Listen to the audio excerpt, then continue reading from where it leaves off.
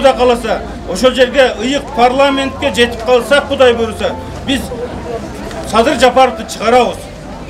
Ал жигит элге, журтка, мамлекетке, Кыргызстанга эле көп кызмат кылат, Кудай буйруса. Элдин жашоо шартын жакшыртканга Кудай кааласа салымыбызды кошобуз. Эгер биздин партия жогору жака утуп барып калса, мына Камчыбек Ташиевдин негизги максаты дагы биринчи очередде ошо границаларды тактап, Баткен областындагы өзүңүздөр көрүп билип жүрөсүздөр. Камчыбек Ташиев аябай патриот чечкиндүү, таза депутаттардын арасынан эң таза деп мен билем ушул жигитти. Өзүңүздөр көргөндөй биздин Кыргызстанда мына чек ара маселелери акыркы күндөрдө өтө курчуп кетти. Экинчиден наркы Равшанбек Садыр Жапаров бул кумторду көтөрүп чыгып, эл үчүн, жер үчүн деп азыр абакта жатат. Негизи ушундай жакшы жылдызган Жолдошева эжебиз бар экен, мана парламентте чындыкты көтөрүп, чындыкты сүйлөгөн постоянно. Негизи аттын кашкастай таанымал биздин ер азаматтар бар, Кыргыз үчүн, эл үчүн, жер үчүн күйгөн. Ошол негизинен бул партияны мен өзүм тандап чечтим.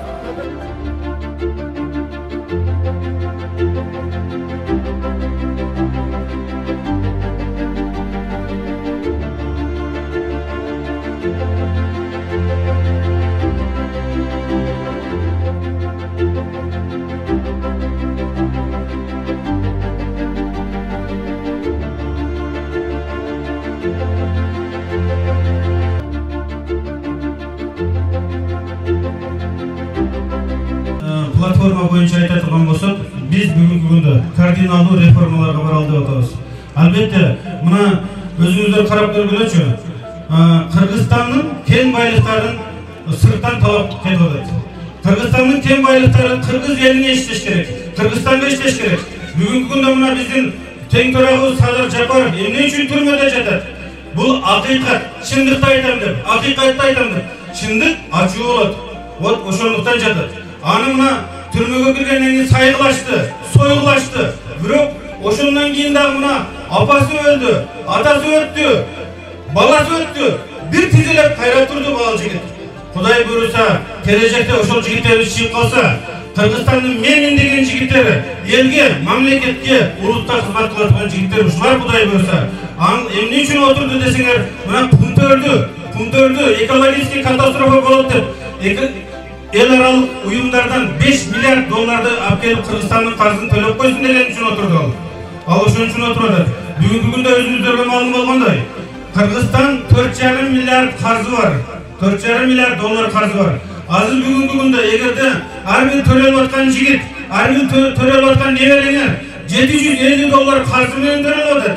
Ошону бир билгиле. Поэтому биз Кудай буйруса, Мекенчил партиясы биз парламентке барып кала турган болсок, мурдагы жана кумтордогу болгон договорго денонсация кылып, Кудай буйруса кумторду Кыргызстандын пайдасына алып, ошол жерден бир жылына 1 миллиард доллардан ашык пайда келип турат мамлекетке.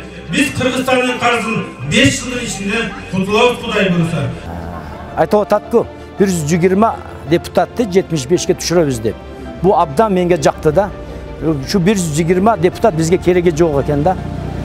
Şu 75'te azıysa жақсы болот деген өйдө şu partiyani қалап, şu partiyani tanıdım da. Taza işleş gerek, çırnıklı, hakikatli işleş gerek. Meydan bardığına birliğe boş gerek. Kırgızistan'da 80'den aşık oluklar olsa bardığı ıntırmakta, dostlukta, bir tukanlıkta yaşaş gerek.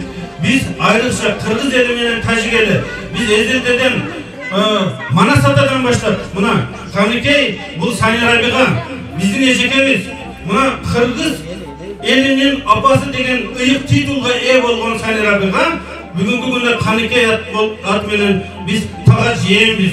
Oşonduktan biz birimlikte kol karmaşıp kadamşık desek hiç kaçan kem bolboyuz. Neye degende Kırgızstanımız bir, өлkөбүz bir, mamleketimiz bir. Oşonduktan men sizlerge çakırıp bitirelim.